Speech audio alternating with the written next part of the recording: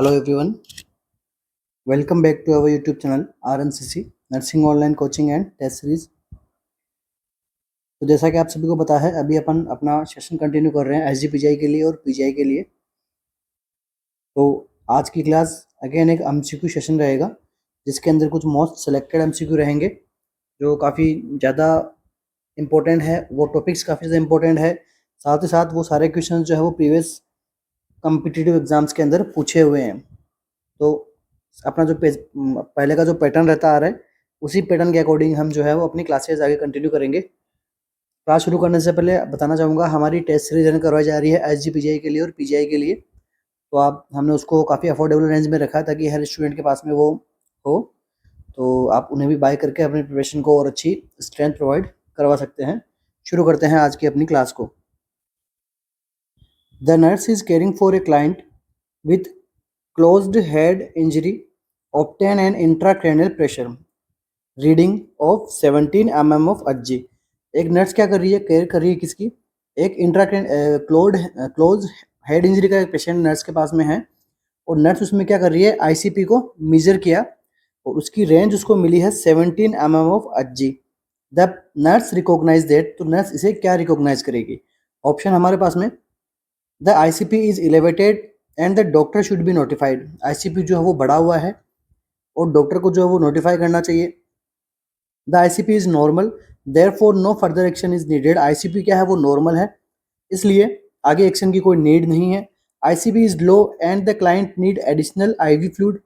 ICP 17 mmHg वो एक लो ICP consider होता है, और क्लाइंट को क्या करना है, एडिशनल IV फ्लूइड्स की रिक्वायरमेंट है। या फिर the ICP reading is not as reliable as the Glasgow coma scale. कौन सा ऑप्शन जो हमारा करेक्ट रहेगा? ऑप्शन डी में पूछा गया है कि ICP की रीडिंग है वो इतनी रिलायबल नहीं है जितना ग्लास्को कोमा स्केल रिलायबल है। क्या अपना करेक्ट आंसर क्या रहेगा? तो देखिए, इस क्वेश्चन का जो करेक्ट आंसर जो रहेगा वो रहने वाला है ऑप्शन नंबर ए। ठीक है, क्योंकि यहाँ पे क्या बताया गया है, 17 mm ऑफ HG यहाँ पे बताया गया है, तो ये क्या है, एक अपर लिमिट है।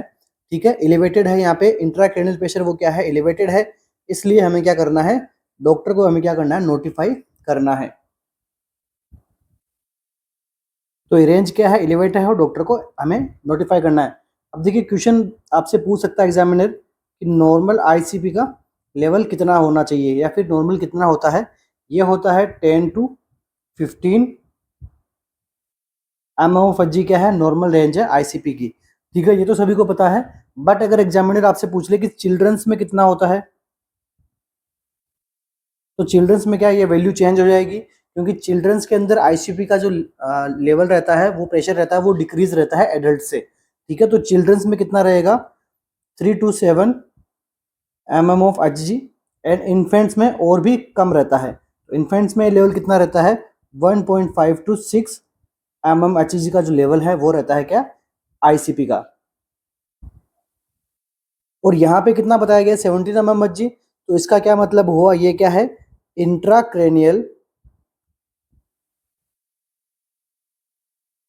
हाइपरटेंशन वाली कंडीशन हो गई यहाँ पे। ठीक है, क्योंकि प्रेशर बढ़ा हुआ है, तो ये इसके लिए हमें क्या करना है, डॉक्टर को यहाँ पे इन्फॉर्म करना होता है। तो आंसर हमारा क्या रहेगा, option number A. Next MCQ,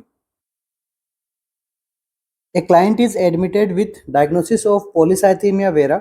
एक क्लाइंट है वो एडमिट है, उसको डायग्नोस हुआ है पॉलीसाइथीमिया वेरा।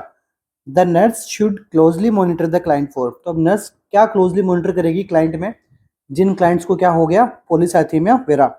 ऑप्शन हमारे पास में, इंक्रीज्ड ब्लड प्रेशर बढ़ा हुआ दिखेगा, decreased respiration, increase urinary output, या फिर डिक्रीज ऑक्सीजन सेचुरेशन।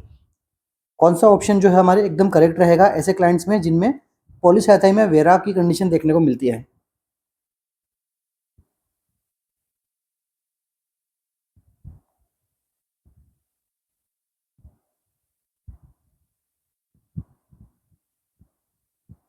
तो देखिए, पॉलीसाइथीमिया वेरा होता क्या है।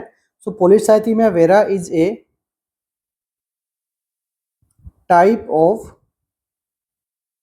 Blood cancer. ठीक है, हम इसे ब्लड कैंसर का एक टाइप कह सकते हैं। क्यों कह सकते हैं, क्योंकि इसके अंदर क्या होता है, over production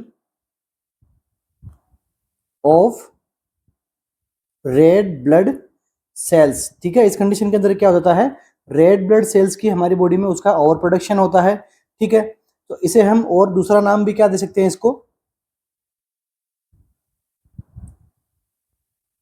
myeloproliferative neoplasm.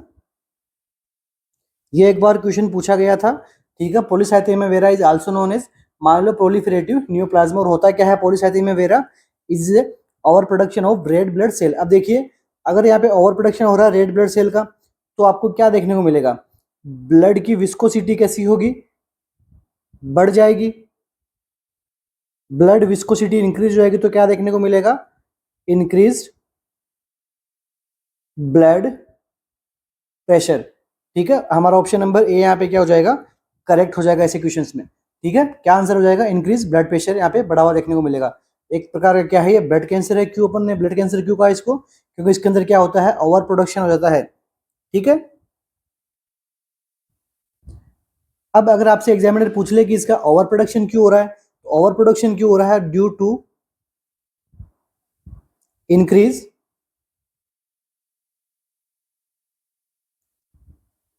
Erythropoietin. ठीक है, इरिथ्रोपोइटिन हार्मोन्स का यहाँ पे लेवल अगर बढ़ रहा है यहाँ पे, तो क्या क्या करवाता है, इरिथ्रोपोइटिन हमारी बॉडी में आरबीसी का डेवलपमेंट में हेल्प करता है। ठीक है, तो ड्यू टू इरिथ्रोपोइटिन हार्मोन का यहाँ पे लेवल बढ़ जाता है। साथ ही साथ में जो सेल डिवीजन की प्रोसेस है रेड ब्लड सेल की, वो भी बढ़ जाती है due to increase cell division. ठीक है, अब इससे और क्या क्या साइन सिम्टम देखने को मिलेगा, इंक्रीज ब्लड प्रेशर तो हमने पढ़ ही लिया है। और क्या देखने को मिलेगा इसके अंदर, पेशेंट जो होंगे उनको क्या रहेगा, फटीग रहेगा, हेडेक रहेगा मोस्ट कॉमन। पेशेंट को क्या रहेगा, साइनोसिस की कंडीशन यहाँ पे रहने लग जाएगी। ठीक है, ऑक्सीजन का जो ब्लड अगर विस्कोसिटी हो गई, ठीक है, तो ब्लड का जो फ्लो है वो डिस्टर्ब हो जाएगा। तो मतलब पेरिफेरल जो एक्सट्रीमिटीज है वहाँ पे साइनोसिस हो जाएगा, ऑक्सीजन वहाँ पे प्रॉपर नहीं पहुंच पाएगा। इसके साथ और क्या रहे, और क्या कंडीशन रहेगी उसको, पटेकिया। ठीक है, दाने दाने जैसी स्किन हो जाएगी उसकी। ठीक है, इसके बाद में और क्या क्या हो जाएगा, मोस्ट इंपोर्टेंट, ब्लड विस्कोसिटी बढ़ रही है तो क्या हो जाएगा, एनलार्ज स्प्लीन एंड लीवर। ठीक है, स्प्लीन एंड लीवर वो क्या करेंगे, एनलार्ज कर देंगे, क्योंकि लीवर क्या है, सॉरी स्प्लीन क्या है, ग्रेवयार्ड फॉर द आरबीसी। ठीक है, वहां पे आगे आरबीसी आके इकट्ठी हो गई तो स्प्लीन भी कैसा हो जाएगा, एनलार्ज हो जाएगा, लीवर भी यहाँ पे एनलार्ज देखने को मिलेगा। अब इसका ट्रीटमेंट की अगर अपन बात करें कि भाई ट्रीटमेंट करने के लिए अपन क्या करेंगे, तो देखिए मोस्ट इंपोर्टेंट क्या है इसका, ट्रीटमेंट से भी इसके क्वेश्चन बनते हैं। तो यहाँ पे क्या हो रहा है, ब्लड विस्कोसिटी बढ़ रही है, इसकी वजह से क्या हो रहा है, वेन्स जो है वो क्लॉट हो रही है। तो देखिए जब वेन्स अगर क्लॉट होने लग जाएगी तो अपन क्या कर सकते हैं वहां पे, फ्लेबोटोमी। फ्लेबोटोमी के बाद में और क्या कर सकते हैं, विस्कोसिटी को ट्रीट करने के लिए अपन क्या कर सकते हैं, इंक्रीज फ्लूइड वॉल्यूम। पेशेंट का जो फ्लूइड वॉल्यूम है उसको अपन बढ़ाएंगे। साथ साथ में अपन क्या करेंगे, एस्पिरिन दे देंगे पेन रिलीवर के लिए। ठीक है, साथ साथ में क्या करेंगे, प्लेटिलेट के एग्रीगेशन भी यहाँ पे एंटी प्लेटिलेट एक्शन भी दिखाएगी अपना। ठीक है, और साथ में साइनोसिस को ट्रीट करने के लिए उसको ऑक्सीजन थेरेपी भी प्रोवाइड कराएंगे। ठीक है, तो इसका ऐसा कुछ प्रकार का अपन ट्रीटमेंट दे सकते हैं। नेक्स्ट एमसीक्यू, इसका आंसर क्या रहेगा, इंक्रीज्ड ब्लड प्रेशर। ठीक है, रेस्पिरेशन बढ़ेगा ना कि कम होगा। ठीक है, यूरिन आउटपुट डिक्रीज हो जाएगा, क्यों हो जाएगा, क्योंकि ब्लड की विस्कोसिटी बढ़ जाएगी और ब्लड का फ्लूइड वॉल्यूम वो हो जाएगा कम। ठीक है, ऑक्सीजन सेचुरेशन भी यहाँ पे कम देखने को मिलेगा पेशेंट में। बट मोस्ट प्रायोरिटी हम किसको देंगे, इंक्रीज ब्लड प्रेशर यहाँ पे इंपॉर्टेंट है। ठीक है, इन कंपेरेटिवली डिक्रीज ऑक्सीजन सेचुरेशन इन पेरिफेरल। ठीक है, मैंने यहाँ पे आपको बताया था साइनोसिस इन पेरिफेरल। ठीक है, पेरिफेरल आपको साइनोसिस की कंडीशन देखने को मिलती है। ठीक है, बट यहाँ पे मेन जो अपन सेंट्रल रीजन के अंदर ये साइनोसिस नहीं देखने को मिलता है। मतलब इन कंपेरेटिवली यहाँ पे अपन ब्लड प्रेशर को ज्यादा प्रायोरिटी देंगे, उससे ज़्यादा क्या कर सकते हो, हार्ट फेलियर की कंडीशन यहाँ पे हो सकती है उसको। Next MCQ, the nurse is planning dietary changes for a client following an episode of acute pancreatitis. एक पेशेंट है, वो क्या है, उसको एक्यूट पेनक्रेटाइटिस उसको हुआ है, तो नर्स उसके लिए क्या डाइटरी प्लानिंग करेगी, which diet is suitable for the client, कौन सी डाइट उसके लिए सुटेबल रहेगी। ऑप्शन हमारे पास में, लो कैलोरी लो कार्बोहाइड्रेट की diet, high calorie high fat diet, high calorie low fat, high protein high fat या फिर लो प्रोटीन हाई कार्बोहाइड्रेट, कौन सी डाइट जो है वो प्रोवाइड करवाएगी?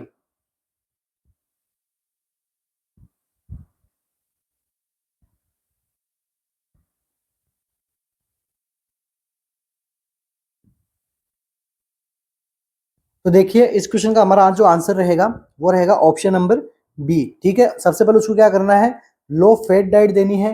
ठीक है, साथ में उसको क्या देना है, हाई कैलोरी डाइट देनी है। ठीक है, कम डाइट देनी उसको, बट कैलोरी उसके अंदर, डाइट के अंदर क्या रहनी चाहिए, हाई कैलोरी उसको यहाँ पे रहनी चाहिए, ताकि थोड़ी ही अमाउंट उसको अपन प्रोवाइड कराएंगे, जबकि उसके डेली का जो RDA है, रिकमेंडेड डेली अलाउंस, उसको क्या है पूरा हो जाए थोड़ी अमाउंट में। क्यों थोड़ा अमाउंट क्यों देंगे उसको, क्योंकि यहाँ पे क्या है, पैनक्रियाज को स्टिमुलेशन मिलेगा अगर अपन ज्यादा फूड वगैरह प्रोवाइड करेंगे। ऑलरेडी पैनक्रियाज के अंदर यहाँ पे इन्फ्लामेशन हो रखा है।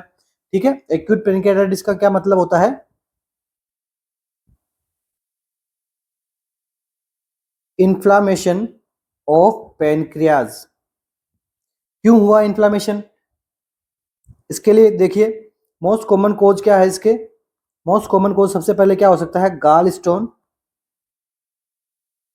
सेकंड मोस्ट कॉमन क्या है, एल्कोहल यूज करते हैं वो पर्सन, इनमें क्या हो सकता है, एक्यूट पैनक्रियाटाइटिस हो सकता है। अब इन्फ्लामेशन क्यों हुआ यहाँ पे, ये भी अपन समझ लेते हैं। सबसे पहले तो ऑटो डाइजेशन होना है पैंक्रियाज का, ऑटो डाइजेशन की वजह से सेकंड क्या हुआ, digestive enzyme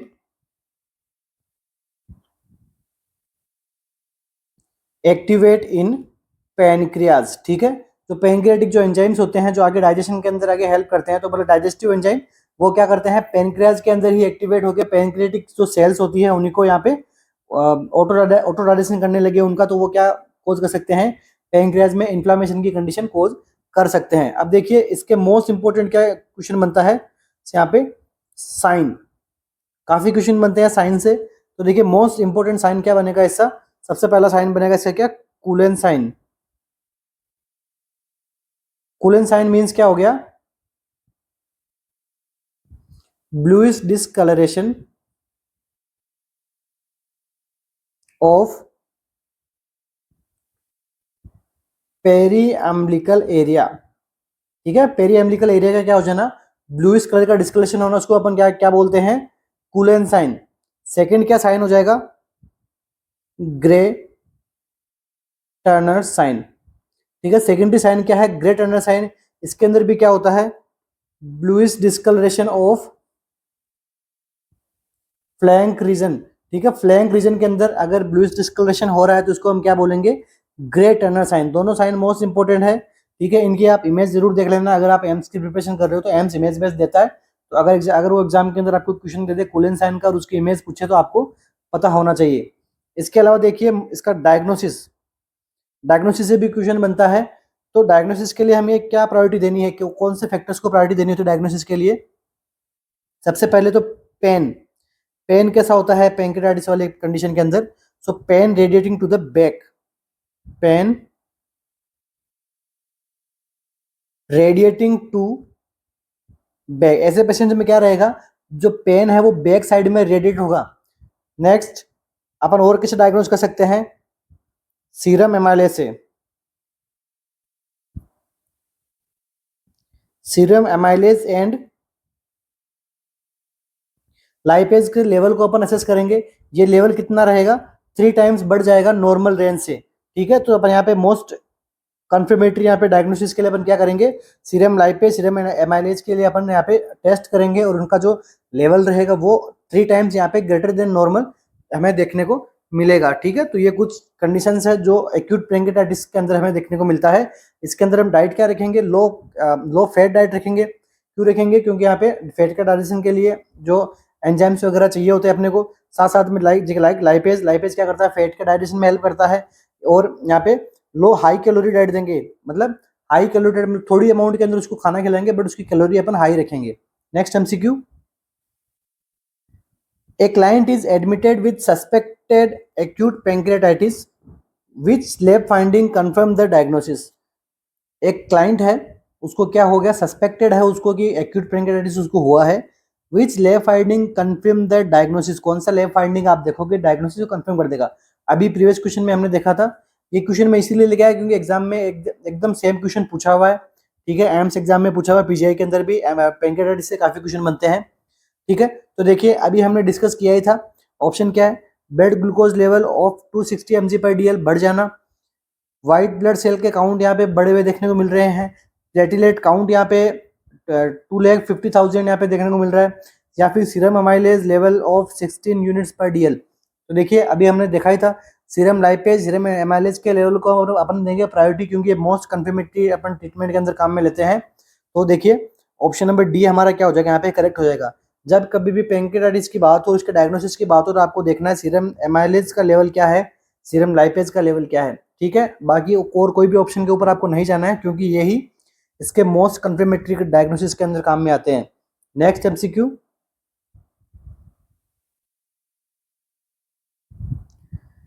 the nurse is providing dietary instruction for a client with iron deficiency anaemia. एक नर्स है, वो क्या कर रही है, डाइटरी इंस्ट्रक्शन प्रोवाइड कर रही है, किसके लिए, एक क्लाइंट है, क्लाइंट को क्या हुआ है, आयरन डिफिशियंसी एनीमिया उसको अंदर देखने को मिला है। Which food is poor source of iron, तो कौन सा फूड है वो क्या है, एक आयरन का पुअर सोर्स है। ऑप्शन क्या है, टोमेटोज, लेग्यूम्स, ड्राई फ्रूट्स या फिर नट्स। आपको क्या पूछा है, पुअर पूछा है, आपको रिच नहीं पूछा है, ध्यान में रखना। तो देखिए पुअर सोर्स कौन सा है इसके अंदर, टोमेटो। ठीक है, टोमेटो कभी भी आयरन का रिच सोर्स नहीं है। टोमेटो किसका रिच सोर्स है, विटामिन सी का। ठीक है, सिट्रिक एसिड यहाँ पे काफी ज्यादा देखने को मिलता है, ना कि यहाँ पे आयरन का लेवल ज्यादा देखने को मिलता है। बाकी के जो सारे ऑप्शन है वहाँ पे आयरन का जो लेवल है वो टोमेटो से ज्यादा देखने को मिलता है। नेक्स्ट एमसीक्यू हमारा, the physician has ordered amoxicillin 500 mg capsule for a client with oesophageal varices. एक फिजिशियन है, उसने एक क्लाइंट को अमोक्सिसिलिन 500 mg के कैप्सूल्स ऑर्डर किए हैं कि आप लीजिए इसोफेजियल वेरिसेस के ट्रीटमेंट के लिए। The nurse can best care for the clients need bye. ठीक है, तो नर्स क्या केयर करेगी अकॉर्डिंग टू क्लाइंट्स नीड। ठीक है, ऑप्शन क्या है, giving the medication as ordered, जो मेडिकेशन ऑर्डर है वो सेम मेडिकेशन जो है वो क्लाइंट को दे दी जाए। B, providing extra water with the medication, आप एक्स्ट्रा वाटर प्रोवाइड कर दीजिए मेडिकेशन के साथ में। या फिर giving the medication with an antacids, आप मेडिकेशन को एंटासिड्स के साथ में दीजिए। या फिर option D, requesting an alternate form of the medication, medication के अल्टरनेट फॉर्म के लिए आप रिक्वेस्ट कीजिए। कौन सा ऑप्शन हमारा रहेगा करेक्ट।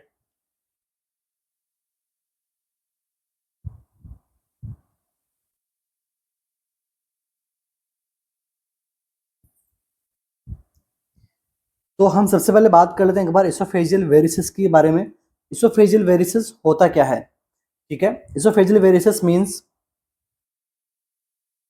सिंपल वे में समझने की कोशिश करेंगे, abnormal enlargement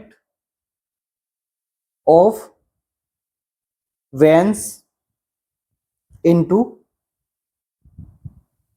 इसोफेगस। ठीक है, इसोफेगस के अंदर वेन्स के अंदर एबनॉर्मल एनलार्जमेंट आपको देखा जाए, इसे हम क्या बोलते हैं, इसोफेजियल वेरिसेस। और इस वेन्स के एबनॉर्मल एनलार्जमेंट की वजह से वहां पे क्या देखने को मिले, ब्लीडिंग। ठीक है, इसोफेजियल वेरिसेस की कंडीशन में क्या देखने को मिलती है, क्लाइंट को ब्लीडिंग देखने को मिलती है, वेन्स जो है वो इजीली रेप्चर हो जाती है। ठीक है, इसलिए अपन क्या असेस करते हैं, ब्लीडिंग भी असेस करते हैं। ठीक है, हेमोपेटाइटिस वगैरह आ रहा है, ठीक है, तो हम यहाँ पे असेस करते हैं। तो oesophageal varices known as abnormal enlargement of veins into the oesophagus. अब अगर एग्जामिनर आपसे यहीं से क्वेश्चन पूछ ले कि इसोफेगस के कौन से पार्ट के अंदर मोस्ट कॉमन, तो मोस्ट कॉमन अपन बात कर लेते हैं lower part, lower part of oesophagus is the most common site for oesophageal varices. ठीक है, अब लोअर पार्ट में ही क्यों इतना कॉमन हुआ, तो देखिए ड्यू टू, अब इसकी आ जाएगी अपनी aetiology, due to portal hypertension. ठीक है, ये क्यों हुआ, पोर्टल हाइपरटेंशन इंक्रीज होने की वजह से लोअर पार्ट में वहां की जो वेन्स है वो उसके ऊपर क्या पड़ा, प्रेशर पड़ा, जिसकी वजह से वो वेन्स क्या हो गई, डायलेट हो गई। अब पोर्टल हाइपरटेंशन क्यों बढ़ा, due to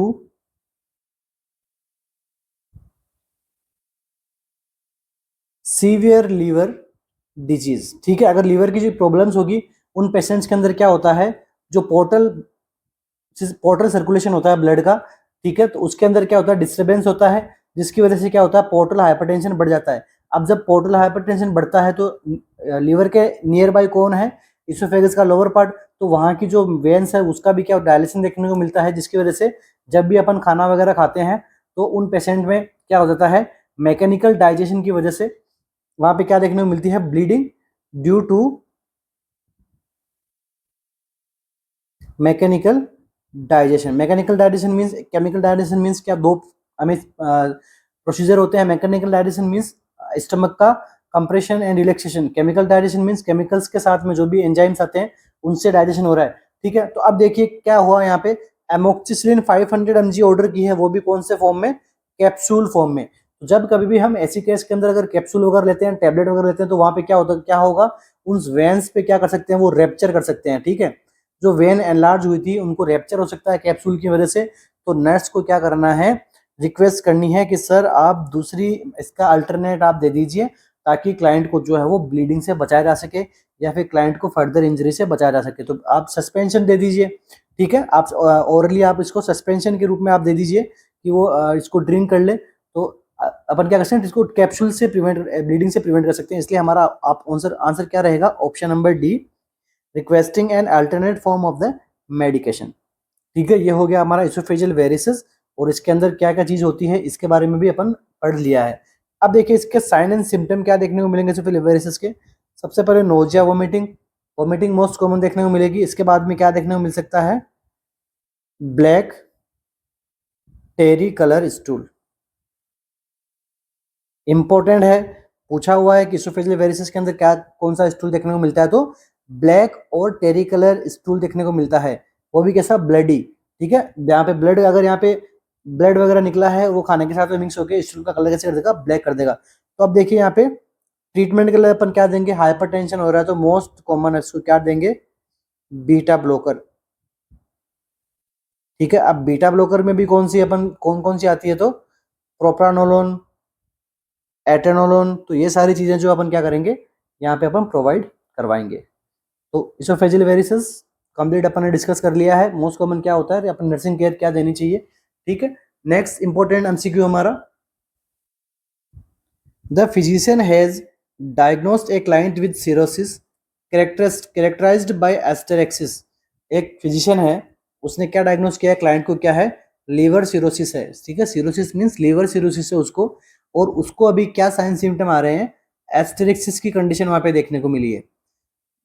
If the nurse assesses the client with asterixis, he can expect to find। तो अब ऐसे क्लाइंट को जिनमें एस्टेरिक्सिस की कंडीशन हुई है, तो वो नर्स क्या एक्सपेक्ट करेगी कि उसमें पेशेंट में क्या साइन सिम्टम देखने को मिलेगा, तो उसको हम क्या कहेंगे, एस्टेरिक्सिस कहते हैं।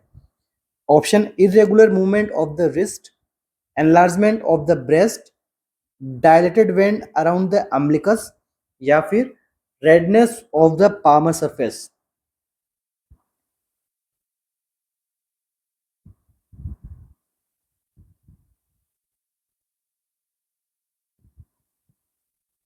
तो देखिए इस क्वेश्चन का हमारा आंसर क्या रहेगा, ऑप्शन नंबर ए, ठीक है। एस्ट्रेक्सिस का क्या मतलब होता है, irregular flexion and extension of wrist, ठीक है। यहाँ पे क्या हो रहा है, wrist बोल दो या फिर पाम, ठीक है। एस्ट्रेक्सिस कंडीशन के अंदर क्या होता है, इरेगुलर फ्लेक्शन एंड एक्सटेंशन होता है किसका, पाम का। तो इसको हम क्या बोल सकते हैं, फ्लैपिंग ट्रेमर्स, ठीक है। जिन पेशेंट्स के अंदर लीवर प्रॉब्लम्स होती है, लीवर सिरोसिस की कंडीशन होती है, उन पेशेंट के अंदर क्या होता है, अमोनिया का लेवल बढ़ा हुआ देखने को मिलता है। अमोनिया क्या करता है, ब्लड ब्रेन बैरियर को क्रॉस करके ब्रेन को अफेक्ट डालता है। तो ब्रेन की यहाँ पे, ब्रेन की वजह से यहाँ पे क्या क्या हो जाएगा, यहाँ पे जो एस्टेक्सिस की कंडीशन हमें देखने को मिलेगी, मीन्स जो उसके पाम है उसके अंदर फ्लेक्शन एक्सटेंशन की कंडीशन भी यहाँ पे देखने को मिलती है, फ्लैपिंग ट्रेमर्स की कंडीशन देखने को मिलती है। तो देखिए और कौन कौन से कंडीशन के अंदर एस्टेरेक्सिस हो सकता है, तो अब सबसे पहले अपन बात कर लेते हैं, अपन लीवर डिजीज के अंदर हो सकता है। इसके बाद में क्या हो सकता है, किडनी प्रॉब्लम्स वाले पेशेंट के अंदर भी अमोनिया का लेवल बढ़ जाता है। नेक्स्ट, क्या बात कर सकते हैं, लंग डिजीज के अंदर भी एस्टेक्सिस की कंडीशन आ सकती है। ठीक है, तो इन कंडीशंस के अंदर क्या होता है, अमोनिया का लेवल बढ़ता है और यहाँ पे लंग्स के अंदर क्या बढ़ता है, CO2 का रिटेंशन। ठीक है, CO अगर इन तीनों की चीजों की वजह से क्या हो रहा है, यहाँ पे एनसेफेलोपैथी हो रही है। एनसेफेलोपैथी की वजह से यहाँ पे क्वेश्चन में क्या देखने को मिलता है, एस्टेरिक्सिस। ओके, कंफ्यूज नहीं होना है, आपने को ध्यान में रखना है। अब देखिए सिंपल सा एक और क्वेश्चन बताता हूँ मैं आपको। अगर बॉडी में अमोनिया का लेवल बढ़ जाता है तो उसका क्या प्रायोरिटी ट्रीटमेंट होता है। तो देखिए कई बार एग्जाम के अंदर क्वेश्चन बना हुआ है इसका कि पेशेंट को क्या प्रोवाइड कराओ, लेक्टुलोज। ठीक है, लेक्टुलोज क्या करेगा, अमोनिया के साथ बाइंड करेगा, उसको स्टूल के साथ में बाहर निकालने में हेल्प करेगा। ठीक है, एनसेफेलोपैथी हो रही है, ब्रेन के अंदर भी इन्फेक्शन पहुंच गया तो क्या प्रोवाइड करवा दो, एंटीबायोटिक्स प्रोवाइड करवा दो। अगर किडनी फेलियर वाला पेशेंट है तो आप क्या करा दो, डायलिसिस करा दो। ठीक है, और यहाँ पे CO2 का रिटेंशन हो रहा है तो आप क्या कर दो, मैकेनिकल वेंटिलेशन पेशेंट को जो प्रोवाइड करवा दो। ठीक है, तो इस प्रकार से हम डायलिसिस कर देंगे, ट्रीटमेंट कर देंगे। बट क्वेश्चन कहाँ से बना, लेक्टुलोज से। ठीक है, तो लेक्टुलोज से काफी अच्छा क्वेश्चन बनता है। तो लेक्टुलोज क्या करता है, हमेशा अमोनिया के लेवल को डिक्रीज कर देता है। क्यों कर देता है, क्योंकि लेक्टुलोज साथ में अमोनिया बाइंड हो जाती है। नेक्स्ट MCQ हमारा, the nurse is caring for an infant following A cleft lip repair. Nurse क्या कर रही है, केयर कर रही है एक इन्फेंट की। इन्फेंट को हुआ क्या है, उसके क्लेफ्ट लिप रिपेयर उसको किया गया है। ठीक है, क्लेफ्ट लिप कंडीशन हुई थी, उसको रिपेयर भी कर दिया गया है। Wheel confronting the infant the nurse should avoid. अब वो क्या कर रही है, उसकी केयर कर रही है। तो अब नर्स को क्या अवॉइड करना है, आपसे आपसे क्या पूछा है, अवॉइड का पूछा है आपको। ठीक है, option holding the infant, infant को होल्ड नहीं करना है। ऑफरिंग ए पेसिफियर, आप इन्फेंट को जो पेसिफियर है उसको ऑफर करना है। प्रोवाइडिंग ए मोबाइल, आप इन्फेंट को जो मोबाइल प्रोवाइड करवा रहे हैं। या फिर ऑफरिंग स्टेराइल वाटर, इन्फेंट को आप स्टेराइल वाटर प्रोवाइड करवा रहे हैं। तो कौन सा ऑप्शन हमें अवॉइड करना है।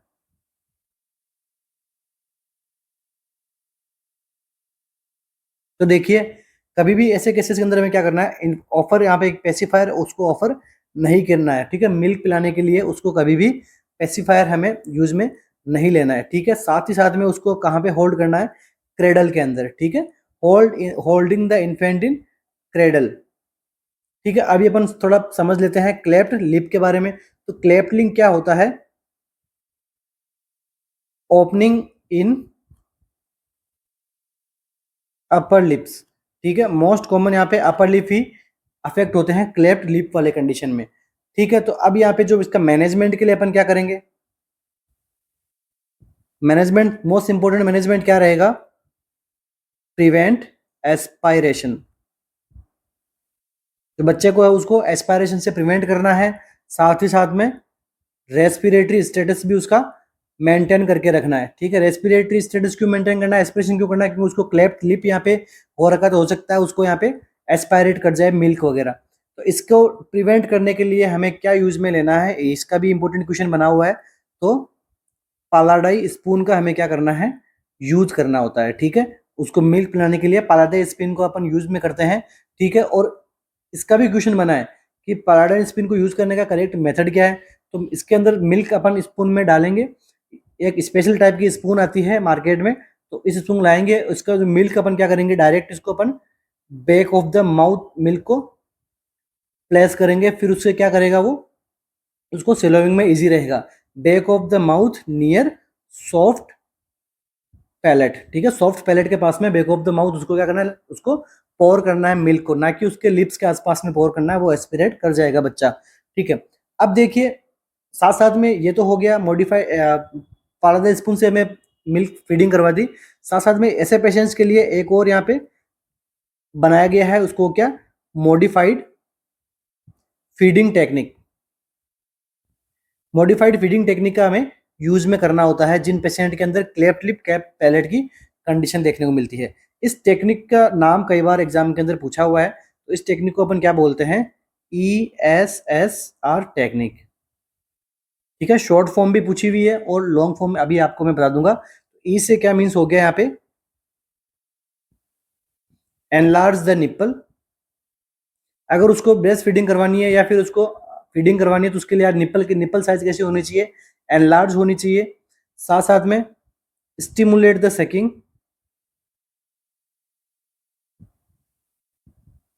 ठीक है।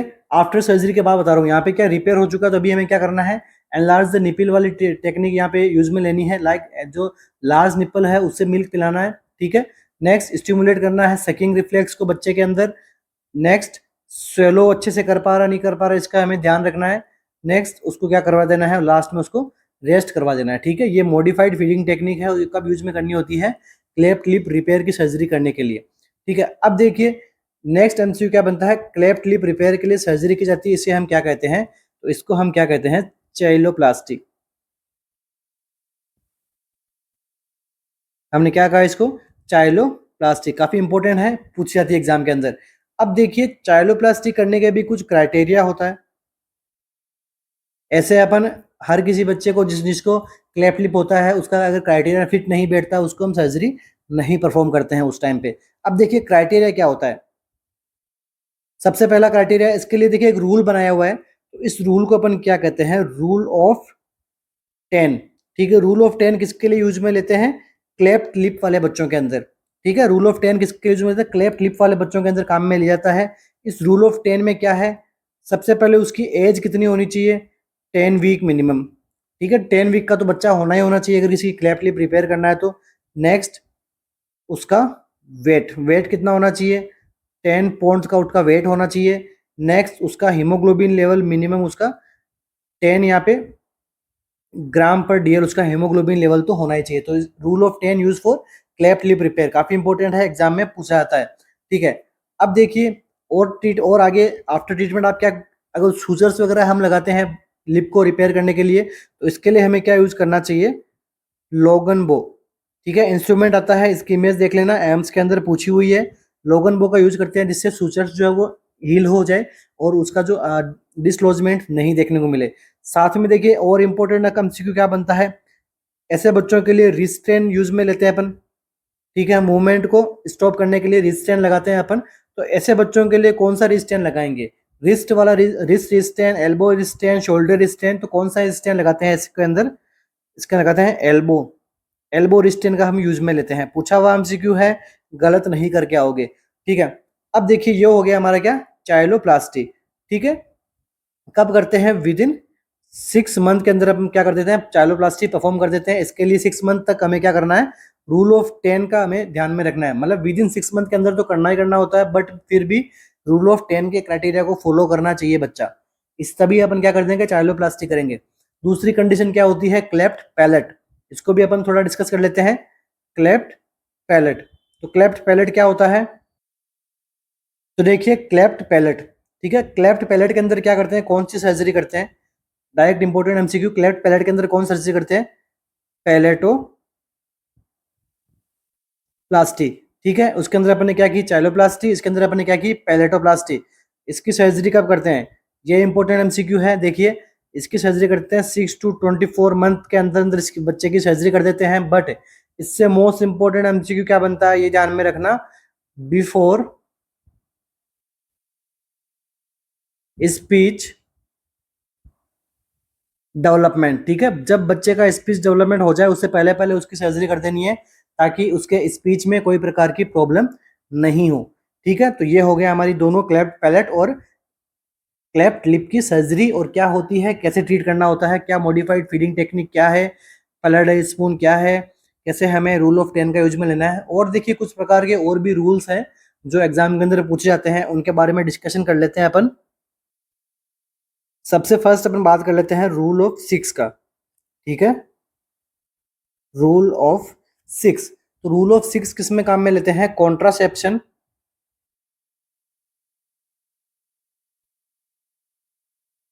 After delivery. ठीक है। आफ्टर डिलीवरी कॉन्ट्रासेप्शन के लिए अपन क्या लेते हैं काम में, रूल ऑफ 6। 6 क्यों लेते हैं, आफ्टर डिलीवरी हम क्या करवाते हैं, लैक्टेशन करवाते हैं। लैक्टेशन कब करना, कितने टाइम तक करना चाहिए, एक्सक्लूसिव करना चाहिए। ठीक है। तो एक्सक्लूसिव लैक्टेशन कितना टाइम तक करना चाहिए, 6 मंथ तक, 6 वीक to 24 वीक तक हमें क्या करना चाहिए, एक्सक्लूसिव ब्रेस्ट फीडिंग तो करवानी चाहिए बच्चे को। तो इस टाइम तक क्या रहता है, उसको नेचुरल कॉन्ट्रासेप्टिव रहती है, मेथड एक यूज होता है। ठीक है। यहाँ पे इस टाइम पे क्या रहता है, प्रेग्नेंट जो मदर है, सॉरी जो ब्रेस्ट फीडिंग जो मदर है, जो एक्सक्लूसिव ब्रेस्ट फीडिंग जो मदर है, वो इस टाइम तक प्रेग्नेंट नहीं होती है, जब तक वो क्या करती है, ब्रेस्ट फीड करवाती है। ठीक है, तो यहाँ पे रूल ऑफ 6 क्या हो गया, कॉन्ट्रासेप्शन आफ्टर डिलीवरी के लिए काम में लिया जाता है। सेकंड वन, रूल ऑफ 9 जो किस में काम में लेते हैं, बर्न इन एडल्ट वाले पेशेंट के अंदर अपन क्या लेते हैं, रूल ऑफ 9 काम में लेते हैं। और रूल ऑफ 5 अपन किस में काम में लेते हैं, बर्न इन चिल्ड्रंस। अगर चिल्ड्रन बर्न हुआ है उसके लिए आपको फ्लूइड का और उसके लिए आपको कितना बॉडी सरफेस एरिया उसका बर्न हुआ है उसको पता लगाने के लिए आप क्या करोगे, रूल ऑफ 5 का यूज में लेते हैं। और अगर एडल्ट बर्न हुआ तो उसके लिए रूल ऑफ 9। इसके बाद में देखिए नेक्स्ट, रूल ऑफ 10 के बारे में अपन बात कर ही ली थी। ये क्या होता है, क्लेफ्ट लिप के लिए काम में लिया जाता है। इसके बाद में रूल ऑफ 15, तो रूल ऑफ 15 क्या होता है, सस्पेक्टेड हाइपोग्लाइसेमिक रिएक्शंस को देखने किसके अंदर देखते हैं, रूल ऑफ 15 के बारे में। Next fifth number 20, rule of 20 कहाँ होता है, डेंगू के अंदर। Next 6, rule of 30, rule of 30 का अपन कब देखते हैं, पोस्टपार्टम हेमरेज के अंदर। ये एमसीक्यू पूछा हुआ है, ध्यान में रखना। इसके बाद में 7, next rule of 2, rule of 2 किसके अंदर अपन देखते हैं, डायवर्टिकुलाइटिस वाली कंडीशन के अंदर। ठीक है, ये सारे जो रूल्स हैं हमें मेडिकल फील्ड्स के अंदर देखने को मिलते हैं, एग्जाम के अंदर क्वेश्चन बन सकता है, आप ध्यान में रखें। रूल ऑफ 30 का क्वेश्चन बना हुआ है, रूल ऑफ 5, रूल ऑफ 10 का क्वेश्चन बना हुआ है, रूल ऑफ 10 का क्वेश्चन अभी तक बना हुआ है। ठीक है, हो सकता है आगे आपसे पूछ ले। Next MCQ, which diet is associated with increased risk of colorectal cancer. ऐसी कौन सी डाइट है जो क्या एसोसिएट करती है, बढ़ाती है रिस्क किसकी, कोलोरेक्टल कैंसर की। ठीक है, आपको पता लगाना है। ऑप्शन क्या है, लो प्रोटीन कॉम्प्लेक्स कार्बोहाइड्रेट डाइट देनी है, उससे क्या हो सकता है, कोलोरेक्टल कैंसर हो सकता है। कोलोरेक्टल मींस कोलन और रेक्टम का cancer. Next option B, high protein simple carbohydrate, high fat refined carbohydrate, low carbohydrate complex protein. तो कौन सी डाइट है वो क्या कर देगी, इंक्रीज कर देगी रिस्क को, किसकी, कोलोरेक्टल कैंसर की। तो देखिए आंसर पे अपन बात करते हैं तो डाइट ऑप्शन क्या रहेगा, हाई फैट डाइट हमें क्या करती है, रिस्क बढ़ाती है। साथ साथ में कार्बोहाइड्रेट्स, वो भी कैसे, रिफाइंड वाले, तो वो क्या करते हैं, कोलोरेक्टल कैंसर को बढ़ा देते हैं। लाइक कैसा, आप जब फास्ट फूड वगैरह खाओगे तो उनसे क्या हो जाएगा, कोलोरेक्टल कैंसर की कंडीशन बढ़ जाएगी, चांसेस बढ़ जाएंगे, रिस्क रहेगी उसकी। लाइक जो भी फास्ट फूड के अंदर क्या होता है, रिफाइंड ऑयल यूज में लेते हैं। ठीक है, high fat, high fatty substance वो होते हैं, तो उनसे आप क्या करें, अवॉइड कीजिए और कोलोरेक्टल कैंसर की रिस्क को मिनिमम कीजिए। नेक्स्ट एमसीक्यू हमारा, अच्छा ये हाई फैट डाइट और रिफाइंड कार्बोहाइड्रेट क्या करते हैं जिसकी वजह से कोलोरेक्टल कैंसर हो सकता है। तो देखिए सबसे पहले हाई फैट डाइट जो रहेगी वो क्या करेगी, increase faecal bile salt acid. ठीक है, हाई जो हाई फैट अपन काम में, हाई फैट अगर हम कंज्यूम करेंगे तो हमें फीकल मैटर में क्या देखने को मिलेगा, बाइल साल्ट एसिड हमें ज्यादा मात्रा में देखने को मिलेंगे। ठीक है, जो कि क्या है, एक तरीके से कार्सिनोजेनिक एजेंट होते हैं, किसके लिए, कोलन और रेक्टम के लिए। ठीक है, अब अगर नेक्स्ट अपन रिफाइंड कार्बोहाइड्रेट यूज में लेंगे तो इससे क्या हो जाएगा, ये क्या करते हैं, डिक्रीज कर देते हैं किसके, एब्जॉर्प्शन ऑफ फूड के। ठीक है, इसलिए हमें इन दोनों को अवॉइड करना होता है। Next MCQ, A 5-year-old child is hospitalized for correction of congenital hip dysplasia। एक 5 साल का बच्चा है, उसको क्या किया गया, हॉस्पिटलाइज किया गया है, करेक्शन करना उसको क्या, CHD। ठीक है, कंजेनाइटल हिप डिस्प्लेसिया की कंडीशन हुई है। During the assessment of the child the nurse can expect to find the presence of. अब उसका क्या हो रहा है, असेसमेंट हो रहा है, तो नर्स क्या एक्सपेक्ट करेगी कि बच्चे में क्या देखने को मिल सकता है, क्या प्रेजेंस देखने को मिलेगा, कौन सा साइन उसमें देखने को मिलेगा, स्कार्फ साइन देखने को मिलेगा, हार्लिक्विन साइन देखने को मिलेगा, कुलेन साइन देखने को मिलेगा, या फिर टेंडलनबर्ग साइन देखने को मिलेगा। कौन सा साइन हमें देखने को मिलेगा, कंजेनाइटल हिप डिस्प्लेसिया वाले पेशेंट्स के अंदर।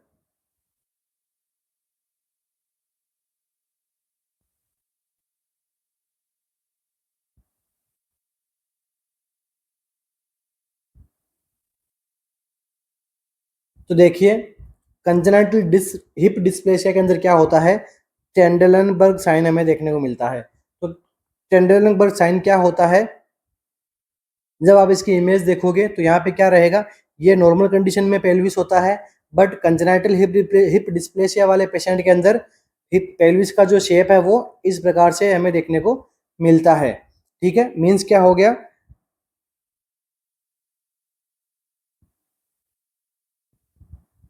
Pelvis tilt downward to the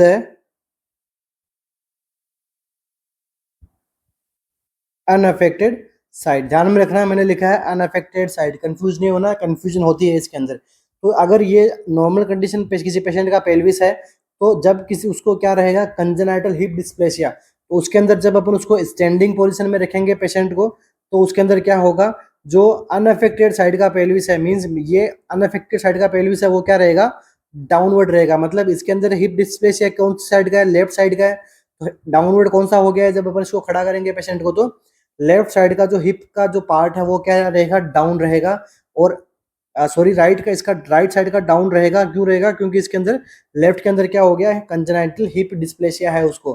तो इस साइन को हम क्या बोलते हैं, टेंडलनबर्ग साइन। कैसे असेस करेंगे, पेशेंट को हम बोलेंगे खड़ा हो जाओ, खड़ा होने के बाद देखेंगे कि उसका अनअफेक्टेड साइड कौन सा है, दो जिस भी साइड नहीं है वो क्या है, अनअफेक्टेड साइड है, वो क्या देखने को मिलेगा, डाउनवर्ड देखने को मिलेगा अफेक्टेड साइड से। इसको हम क्या बोलते हैं, कंजेनाइटल सॉरी टेंडलनबर्ग साइन। किसमें देखने को मिलेगा, कंजेनाइटल हिप डिस्प्लेसिया के अंदर। ठीक है, इसकी इमेज देखोगे तो आपको आराम से पता लग जाएगा कि टेंडलनबर्ग साइन होता क्या है। नेक्स्ट यहाँ पे क्या लिखा गया है, स्कार्फ साइन। सारे एमसीक्यू बने हैं, सारे के सारे एमसीक्यू जो इस सेशन के अंदर चल रहे हैं वो सारे एमसीक्यू पूछे हुए हैं, और आगे जो टॉपिक्स हैं वो भी सारे पूछे जा सकते हैं एग्जाम के अंदर, इसलिए इनका साथ साथ अपन डिस्कशन भी करते हुए चल रहे हैं। ठीक है, scarf sign, harlequin sign, कुलिन sign के बारे में पूछा हुआ है, तो इनको भी अपन पढ़ लेते हैं। स्कार्फ साइन क्या होता है, it is a characteristic of preterm labour. ठीक है, स्कार्फ साइन क्या है, एक प्रीटर्म लेबर का कैरेक्टरिस्टिक्स है। ठीक है, या फिर आप बोल सकते हैं एक प्रीटर्म बच्चे को असेस करने के लिए अपन देख सकते हैं कि बच्चा प्रीटर्म है कि नहीं है, उसके अंदर अपन क्या करते हैं, स्कार्फ साइन असेस करते हैं। अब इस साइन में अपन असेस करते क्या है, क्या होता है बच्चे के अंदर, तो मतलब क्या है, new bones arm cross chest midline. ठीक है, ये बच्चा सुपाइन पोजीशन में है, उसकी ये चेस्ट है। ठीक है, ये उसकी दोनों आर्म है। ठीक है, आर्म मीन्स यहाँ पे एल्बो जो है होती है इस पेशेंट की, जो बच्चे की, वो क्या करेगी, इस चेस्ट की मिडलाइन को यहाँ से क्रॉस करके एल्बो का जो पार्ट है वो यहाँ तक पहुंच जाएगा, अगर बच्चा प्रीटर्म है तो। ठीक है, इसे हम क्या बोलते हैं, स्कार्फ साइन। इसकी भी इमेज देख लेना, आपके इजीली समझ में आ जाएगा। ठीक है, ये क्या असेस करता है, कैरेक्टरिस्टिक्स है किसका, प्रीटर्म लेबर का। एग्जाम में क्वेश्चन बना हुआ है कि which of the sign is the characteristics for preterm labour, तो कौन सा साइन है, स्कार्फ साइन। होता क्या है, newborn's arm cross the chest midline. अगर न्यूबॉर्न्स का आर्म है, आर्म का भी कौन सा पार्ट, यहाँ पे एल्बो वाला पार्ट, वो अगर मिडलाइन को भी क्रॉस करता है तो उसको हम क्या कहते हैं, scarf sign. Next, harlequin sign. ठीक है, हार्लेक्विन साइन के अंदर क्या होता है,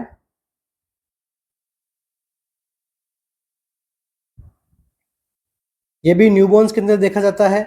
इसके अंदर क्या होता है, जो न्यूबॉर्न्स का जो सर्कुलेशन है उसके अंदर अगर क्या आ रहे हैं, चेंजेस आ रहे हैं, तो उस जो न्यूबॉर्न के सर्कुलेशन के अंदर चेंजेस आते हैं उसको अपन क्या बोलते हैं, हार्लेक्विन साइन। ठीक है, next Cullen sign. Cullen sign की अपन बात करते हैं, तो अभी हमने पढ़ाई था, कुलेन साइन मतलब जो अम्लिकल का जो पेरी अम्लिकल जो रीजन है उसके अंदर क्या हो जाना, ब्लूइश डिस्कलरेशन हो जाना। और जो टर्नर साइन है उसके अंदर क्या हो जाना, ये अपना बैक पोर्शन है, बैक पोर्शन के अंदर जो फ्लैंक रीजन है, जो किडनी वाला, किडनी के आसपास का रीजन होता है बैक साइड में, वहां पे ब्लूइश डिस्कलरेशन हो रहा है, उसको अपन क्या बोलते हैं, Turner sign. Next, Turner sign तो हमने पढ़ ही लिया है। नेक्स्ट, तो इसके साथ ही आज का अपना इस क्वेश्चन का आंसर क्या रहेगा, option number D, Trendelenburg sign. तो आज की क्लास को यहीं पे कंप्लीट करते हैं, मिलते हैं अपने नेक्स्ट क्लास में। डाउट्स वगैरह हो अपनी आज की क्लास से रिलेटेड तो आप कमेंट बॉक्स में जरूर कमेंट कीजिए, हम वहाँ पे उसका सॉल्यूशन देंगे। ओके, और टेस्ट सीरीज रन करवाई जा रही है, तो वो भी आपके लिए काफ़ी अच्छी रहेगी। काफ़ी सारे क्वेश्चंस पुट ऑन होते हैं हमारे टॉपिक्स में से, तो आप एक बार जरूर आप देख सकते हैं। ठीक है, टेस्ट सीरीज को भी आप कंसिडर कर सकते हैं। क्वेश्चन प्रैक्टिस भी बहुत जरूरी होती है थ्योरी के साथ साथ में, इसीलिए हम यहाँ पे क्वेश्चन प्रैक्टिस करवाते हैं, क्योंकि कम टाइम में आपको ज़्यादा से ज़्यादा मैटर प्रोवाइड किया जाए, तो वो क्वेश्चन प्रैक्टिस से ही पॉसिबल है। अगर अपन एक चीज़ यहाँ पे सॉल्व करवाने लगेंगे तो उस एक चीज़ के सीमित में ही अपन उस एक चीज़ के बाउंड्रीज के अंदर रह जाएंगे। इसलिए मल्टीपल क्वेश्चंस करवाते हैं, मल्टीपल टॉपिक्स शॉर्ट टाइम के अंदर कवर अप करवाने के लिए क्वेश्चन सेशन बेस्ट होता है। और क्वेश्चन सेशन आपको खुद को भी यहाँ पे जो टेस्ट सीरीज वगैरह है अपने को सोल्व करना चाहिए, उसका सेल्फ एनालिसिस करना बहुत जरूरी होता है। साथ साथ में नेगेटिव मार्किंग पे भी आपका कंट्रोल हो जाएगा। इसी के साथ ही क्लास को यहाँ पे कंप्लीट करते हैं। आशा करता हूँ आपको वीडियो अच्छा लगा हो। Wish you all the best. Thank you so much. मिलते हैं अपने नेक्स्ट क्लास में।